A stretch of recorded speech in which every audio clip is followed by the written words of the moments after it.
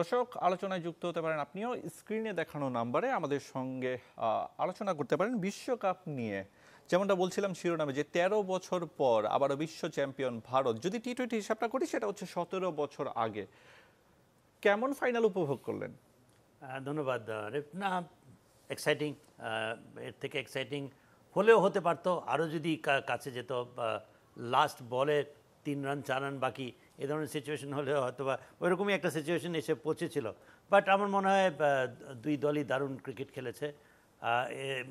সবাই চাচ্ছিল south Africa যেন জেতে, বাট মনে মনে সবাই জানতো, বুঝতে পেরেছে যে আসলে এই টাইটেলটা ইন্ডিয়াই নিয়ে যাবে। বেশ ১০-১২ বছর ধরে ইন্ডিয়া যেরকম যেই ফর্মে, সব ফর্ম্যাটের ক্রিকেটেই আমার মনে হয় ইন্ডিয়া যে শীর্ষস্থানীয় একটা দল, এটা এই ট্রফিটা পেয়ে ফাইনালি তারা প্রমাণ করে দিল যে yes, they are world champions in all formats. এবং আমার মনে হয় যে ওয়ার্ল্ড কাপটা তাদের অনেক দিন ধরে একটা চেষ্টা ছিল। কোন প্লেয়ারদের ইমোশন দেখেই কালকে বোঝা যাচ্ছিল যে একটা দুর্লভ বস্তু কাইন্ড অফ তারা পেলো এই ট্রফিটা।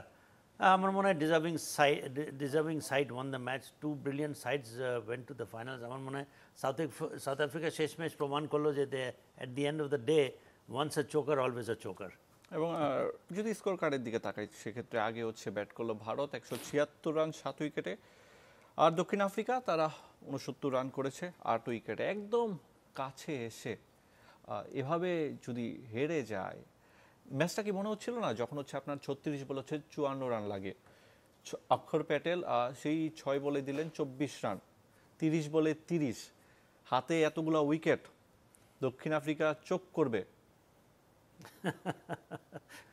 যে ক্লাসিক ব্যাটিং মনে হচ্ছিল না, আসলে মনে হচ্ছিল যে they run away with the match.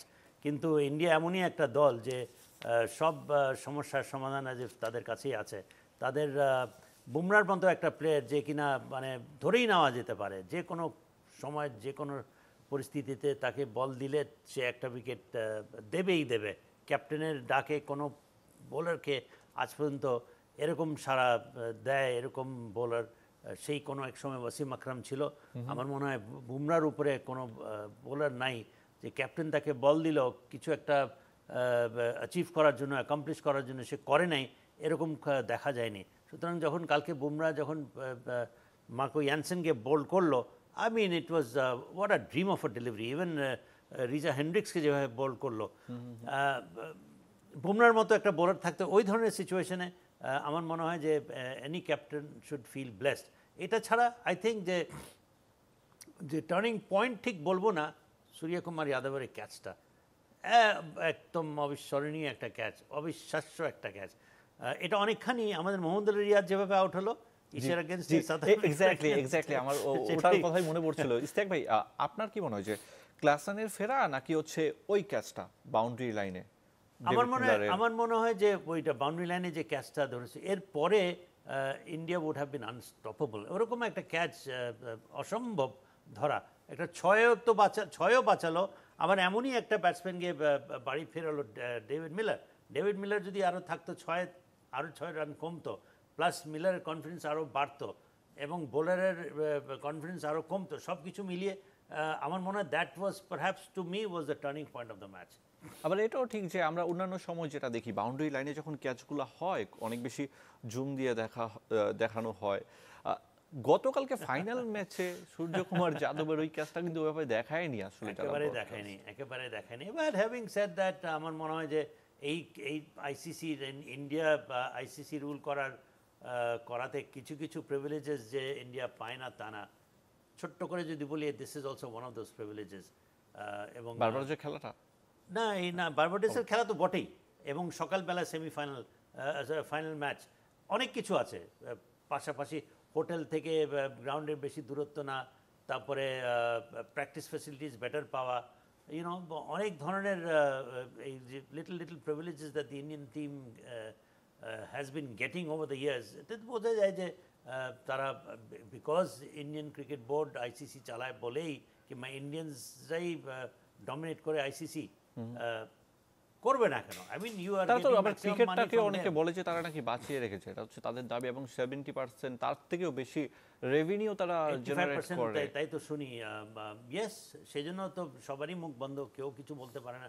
Michael one কিছু কিছু অনেক সময় অনেক কিছু বলার চেষ্টা করে, নাসির হোসেন অনেক সময় অনেক কিছু বলার চেষ্টা করে, ক্লাইভ রয়ের মতো একজন ব্যক্তিত্ব সেও বলল, অনেক প্লেয়ার বলার চেষ্টা করে, কিন্তু at the end of the day cricket তো বেনিফিটেড হচ্ছেই, আমার মনে হয় সব দেশই বেনিফিটেড হচ্ছে ফাইন্যান্সিয়ালি, যেটা আগে কোনো সময় এই এই মাপের ফাইন্যান্সিয়াল গেইনসও হয়নি, এই মাপের ফাইন্যান্সিয়াল বেনিফিটসও কোনো দেশ পায়নি।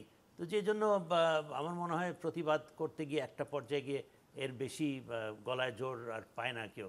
সো অ্যান্ড বাট যে জিনিসটা at the end of the day প্রমাণটা কি হচ্ছে, প্রমাণ হচ্ছে India is the best team on the field also. এবং সোফার তারা যে ক্রিকেটটা খেলেছে পুরো টুর্নামেন্ট জুড়ে একেবারে, আপনার হচ্ছে একেবারে। Unbeaten champion. দক্ষিণ আফ্রিকাও হতে পারতো, বাট হয়নি একদম ফাইনালে এসে। বাট ইন্ডিয়া তো সেই বলার সুযোগ নেই, তারা হচ্ছে দুর্দান্ত ক্রিকেটটা খেলেছে দিন শেষে। না, অনেকে বলে যে আইপিএলের জন্য ইন্ডিয়া আজকে, আইপিএলের জন্য তো সব দেশই তো সুযোগ পাচ্ছে, একমাত্র যে ইন্ডিয়া আইপিএল খেলে তা কিন্তু না, ইন্ডিয়া সুযোগ করে যে দিচ্ছে একমাত্র পাকিস্তানিরা হয়তো বা এটা থেকে বঞ্চিত। এখন কোন দেশ নাই, কোন দেশের কিনা, আফগানিস্তান আজকে এই পর্যায়ে এসছে অনেকখানি আইপিএল খেলেই, কিন্তু তাদের 10 জন ক্রিকেটার 10 জন ক্রিকেটার তারাই IPL খেলছেন। ম্যাক্সিমাম। এবং যেখানে যে টুর্নামেন্টই হয় নাকি ইন্ডিয়ার একটা ডাইরেক্টলি ইনডাইরেক্টলি একটা ইনভলভমেন্ট থাকেই। সো ইন্ডিয়ার ম্যাসিভ একটা ইয়ে রয়েছে, ইনভলভমেন্ট রয়েছে, and all the countries are reaping benefits from this. But যে জিনিসটা রোহিত শর্মা প্রমাণ করতে পেরেছে, যে জিনিসটা ইন্ডিয়ান ক্রিকেটার্সরা প্রমাণ করতে পেরেছে, যে it is not only because of IPL, it is not only because of the money, it is also because the standard of domestic cricket is so high ইন্ডিয়াতে, যে জন্য আমরা কোনো সময় ইন্ডিয়ান প্লেয়ার্সদেরকে অন্যান্য ফ্র্যাঞ্চাইজি ক্রিকেট খেলতেও খুব একটা দেখি না। কাউন্টি ক্রিকেটে হয়তো বা এক একটা প্লেয়ার খেলে, তারা নিজেরাই বলে যে আমাদের domestic cricket is so good, such a high standard, যে we don't need to go and play outside. এবং ইন্ডিয়ান ক্রিকেট বোর্ড ডোমেস্টিক প্লেয়ার্সদেরকেও আর্থিকভাবে এত সচ্ছল রেখেছে যে আমার মনে হয় যে এদেশ খেলবে না কেন। রাইট, একজন দর্শক রয়েছেন আমাদের সঙ্গে। দর্শক, আপনার নাম পরিচয় বলে প্রশ্ন কিংবা মতামত জানাতে পারেন। আমি মোহাম্মদ সাহিদ হোসেন বলছিলাম বরিশাল থেকে। জি। আমি খেলাটি দেখেছি যে যখন টোটাল সময় ধরেই খেলাটা সাউথ আফ্রিকার অধীনেই ছিল আমি বলবো, কারণ যখন 27 বলে 26 রান লাগে তখনও কিন্তু সাউথ আফ্রিকার মধ্যেই ছিল খেলাটা, কিন্তু পরবর্তীতে সাউথ আফ্রিকা কি তাদের মানে রিদম কি হারাই ফেলেছে, নাকি তাদের অতি আত্মবিশ্বাসের কারণে তারা পরাজিত হয়েছে, অথবা এরকম হইতে পারে যেমন আমরা যখন বাংলাদেশ খেলি আমাদেরও ম্যাচ অনেক সময় একেবারে আমাদের কাছে থাকে, সেখান থেকে আমরা কিছু শট আজে বাজে খেলি, যার কারণে আমাদের কাছ থেকে ম্যাচটি সরে যায়। আর এছাড়াও আরেকটি আমার প্রশ্ন হচ্ছে যে একটি ক্যাচ যে ধরা হয়েছিল যে বাউন্ডারি লাইন থেকে, দেখা গেছে যে ফিল্ডার অনেকটাই ঝুঁকি ছিল, হয়তো অন্য দল হলে ওটা ছয়ও দিতে পারতাম প্লেয়ার, এটা আমার ধারণা, আমি জানি না সঠিক কিনা। এই বিষয়ে জি জি জি, অনেক ধন্যবাদ। আমরা আপনার মতামত শুনলাম। ঝুঁকে থাকা না, টাচ হতে হয়, যে পা টাচ করতো বাউন্ডারির সঙ্গে, আর সে টাচটা তো আসলে দেখায়নি ওইভাবে যে কতটুকু হয়েছে কিনা হয়নি। বাট দিন শেষে জয়টা ভারতের, ওটাই মানুষ মনে রাখবে। আপনার ভারতের ব্যাটিং দেখে কি মনে হলো যে রোহিত শর্মা যখন ফিরলেন, কোহলি পুরো টুর্নামেন্টে ওভাবে ভালো খেলতে পারেননি এবং ফাইনালে এসে কোহলি শো আমরা দেখলাম। ইন্ডিয়া একটা টিম হিসাবে খেলে, আমরা অনেক বছর ধরে দেখছি যে অক্ষর পটেল কিন্তু ওই অর্ডারে ব্যাটিং করার ব্যাটসম্যান না।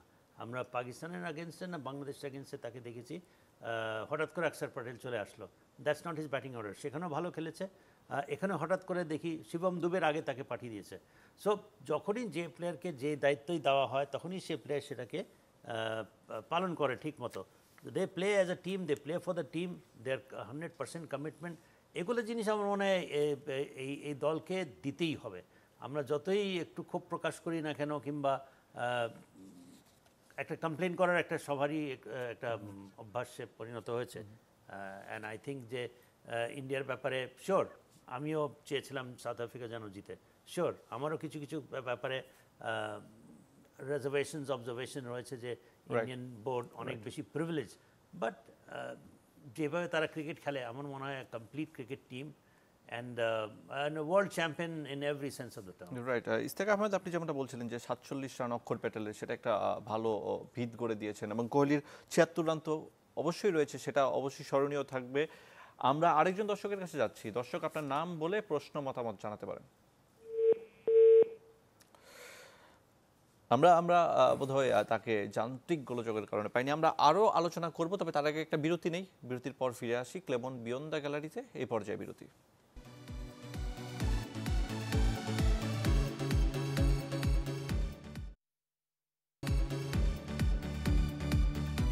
বিরতির পর আবারও ফিরে এলাম ক্লেমন বিয়ন্ড দ্য গ্যালারিতে। আপনাদের সঙ্গে রয়েছে আমি আরিফুল ইসলাম, আর আমার সঙ্গে রয়েছেন সাবেক ক্রিকেটার ইস্তেক আহমেদ। আলোচনা করছিলাম বিশ্বকাপ ফাইনাল নিয়ে। দুজন ক্রিকেটার টি-20 থেকে অবসর নিলেন, আন্তর্জাতিক টি-20, বিরাট কোহলি এবং রোহিত শর্মা। বিশ্লেষণ করেন যদি চান। হ্যাঁ, I mean two of the finest টি-20 প্লেয়ার্স। আমার মনে হয় এটা কারো মনে কোনো সন্দেহ থাকার কোনো কারণ নাই।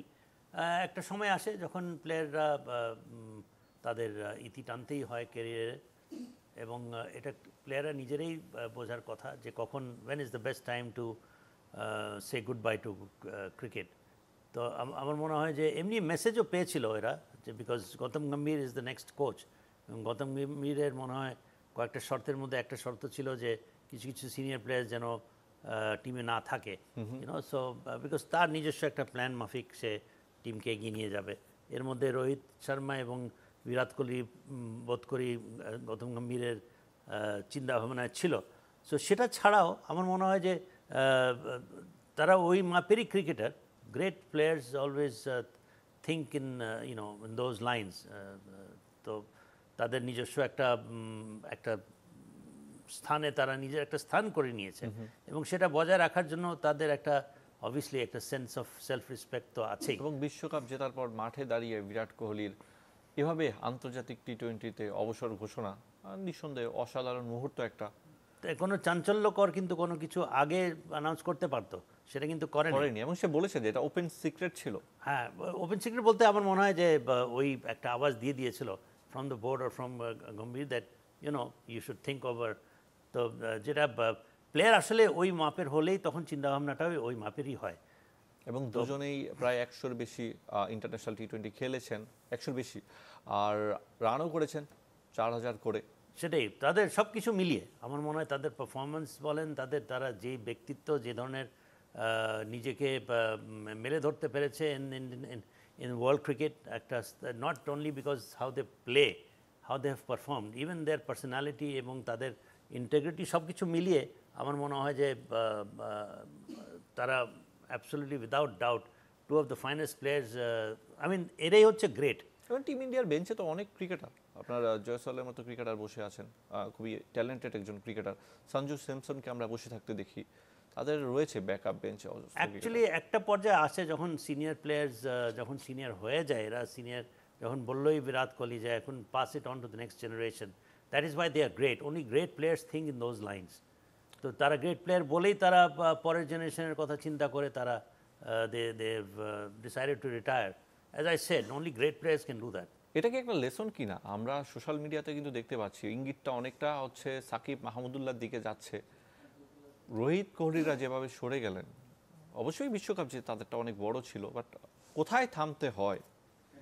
আমি মনে করি যে সেটাই, যদি if you've done something great for your own country and সেটা নিজে যদি উপলব্ধি না করতে পারি, যেমন এরা উপলব্ধি করতে পেরেছে that they are actually great, and তারা সেটা বজায় রেখেছে, এবং সেটা সেই হিসাবে তারা they have prove to the whole world. So it depends on each individual আসলে। If you are great, you will do something great like that. If you not great, you will not do anything great. So far কেমন উপভোগ করলেন এবারের বিশ্বকাপ? আমি অবশ্যই চেয়েছিলাম যে নতুন একটা চ্যাম্পিয়ন দল যেন হয়। সত্যিকার অর্থে গিয়ে বলি যে আমি ইন্ডিয়ান ওয়ার্ল্ড চ্যাম্পিয়ন হোক এটা চাইনি, মনে প্রাণে চাইনি, কিন্তু আমার মনে প্রাণে এটাও বিশ্বাস করি যে অন্তর থেকে বিশ্বাস করি যে actually they are the real true champions. I mean তারা দেখিয়েছে over the period of last 10 years। আমি এই জন্য বলছি যে মনে প্রাণে চাইনি, বিকজ খুব বেশি ডমিনেট করে ইন্ডিয়ান ক্রিকেট, ডমিনেট করে মার্কেটেও তারা বেশ সবকিছু দখলে সবকিছু। তো নিয়েছে। আমার মনে হয় যে this dominance is will never do good to cricket, কিন্তু it is actually doing good to cricket. আবার এই কথাও কিন্তু প্রায় ছড়ে গেছিল যে আপনার আইপিএল চলো ওখানে, কিন্তু ওরা বিশ্বকাপটা নিতে পারে না ফাইনালি, সেটাও হলো। সেটাও হলো, বাট হচ্ছে কি ওয়ার্ল্ড ওয়াইড সব প্লেয়ার্স ইন্ডিয়ান ক্রিকেটের কারণে বেনিফিটেড হচ্ছে, পার্সোনালি বলেন অ্যান্ড বোর্ড ওয়াইজ বলেন, সবাই কিন্তু বেনিফিটেড হচ্ছে only because of Indian dominance in cricket. Right, আমরা একটু বুমরাকে নিয়ে আলোচনা করি, তার যে বোলিং, এবং তিনি এবারের বিশ্বকাপে উইকেট নিয়েছেন 15টা এবং টুর্নামেন্টের সেরা ক্রিকেটার তিনি। আমার মনে হয় কেউ ডাউট করবে না that Bumrah is the greatest fast bowler. এমনই একটা প্লেয়ার বললাম, যে কিছুক্ষণ আগে বলছিলাম, যে কোনো ক্যাপ্টেন বুমরার মতো বোলার পেলে আমার মনে হয় যে সে একজনই তিনজনের বোলারের কাজ করে যে কোনো সময়, whether it's with a new ball, whether it's with the old ball, whether it is one-day cricket, whether it is T20 cricket, or whether it is test cricket। যখন বুমরাকে যে সময় যে পরিস্থিতি আনা হয়, যে কোনো উইকেটে, যে কোনো দেশে, হি ইজ মানে ওকে তো no less than a genius, ওকে তো মানাই হয়। আর আমার মনে হয় যে আসলেই Bumrah has made a big difference too. আরেকজনের কথা কিন্তু বলা হয়নি, তিনি হচ্ছেন হার্দিক পান্ডিয়া, এক্স ফ্যাক্টর। ব্যক্তিগত জীবনে যেভাবে তিনি ছিলেন সেটাকে ওভারকাম করে চ্যাম্পিয়ন দলের সদস্য। ওয়েল, তারটা হচ্ছে ডিটারমিনেশন, জিদ এবং তার দৃঢ় প্রত্যয়, সব কিছু মিলিয়ে আমার মনে হয় যে যেমন জিনিয়াস হচ্ছে গিয়ে বুমরা, হার্দিক পান্ডিয়া যতদিন সে ফিট থাকে, যতদিন তার যেভাবে সে খেলে, সেটা যদি বজায় রাখতে পারে, কতদিন রাখতে পারবে, সেটাও দেখার বিষয়। তবে খুব ভালো বলে যে উইকেট পেয়েছেন, যে দুটা বলে উইকেট পেয়েছেন সে দুটা বল যে খুব ভালো ছিল তেমন না, একটা ফুল টস ছিল, ক্লাসেন তো ভুল করেছেন, বাট বাকি বলগুলা তিনি প্রপার চ্যানেলে করে গেছেন। ওয়েল, আই মিন তার টেম্পারমেন্ট আছে, যেটা রোহিত শর্মা বলছিল যে হি ওয়াজ কাম এন্ড কম্পোজড। ওই সময় যে সময় সে এসে বোলিং, তাকে বল দেওয়া হয়েছিল, উইকেট পাওয়ার জন্যই বল দেওয়া হয়েছিল। আর অবভিয়াসলি সে অনেক কারণেই প্রেশারেই ছিল, বাট সে প্রেশারটাকে উপেক্ষা করে এই ওয়ার্ল্ড কাপে যে সে পারফর্ম করলো with both bat and ball, এটাতে বোঝা যায় he is temperamentally very very strong and physically very fit. এবং যেই সময় যে পরিস্থিতিতে যেভাবে বোলিং করলো, because of his strong temperament and matured, যেটা খুব তারিফ করলো, খুব প্রশংসা করলো Rohit Sharma, and he delivered. এটাই তো হচ্ছে যে তারা টিম হিসাবে খেলে, যখন যাকে যে দায়িত্ব দেওয়া হয় তখন সে প্লেয়ার সেই দায়িত্বটা পালন করে। 17 উইকেট নিয়েছেন আরও দুজন এবারে বিশ্বকাপে, ফজল হক ফারুকী, আশদীপ সিং। আরেকটা মজার ব্যাপার হচ্ছে টপ স্কোরার যদি আপনি দেখেন, সেখানে হচ্ছে রহমানুল্লাহ গুরবাজ, তিনি আফগানের। আফগানদেরও কিন্তু এবারে বিশ্বকাপে দাপুট ছিল। এবং ইব্রাহিম জাদরান মনে হয় 5 নম্বর ব্যাটসম্যান। ইব্রাহিম জাদরান রয়েছে, তিনি 231 রান করেছেন। রোহিত শর্মা 257 রান করেছেন। Because Afghan players are T20 specialist, এই জন্য। এবং এই আইপিএল বাদে তারা সব ফ্র্যাঞ্চাইজ ক্রিকেট খেলে, অনেক প্লেয়ার খেলে, তো যেই জন্য এই টিম হিসাবেও খেলা তাদের জন্য, তারা পারদর্শী এবং তারা পারফর্মও করেছে সেভাবেই, individually as well as team হিসাবে। ইস্তাক আহমেদ, অসংখ্য ধন্যবাদ। ধন্যবাদ আপনাকে চ্যানেল 24। চ্যানেল 24-এর ক্লেমন বিয়ন্ড দ্য গ্যালারি নিয়ে আবারও হাজির হব অন্য একদিন। তবে আজকের অনুষ্ঠান এটুকুই, বিদায় নিচ্ছি।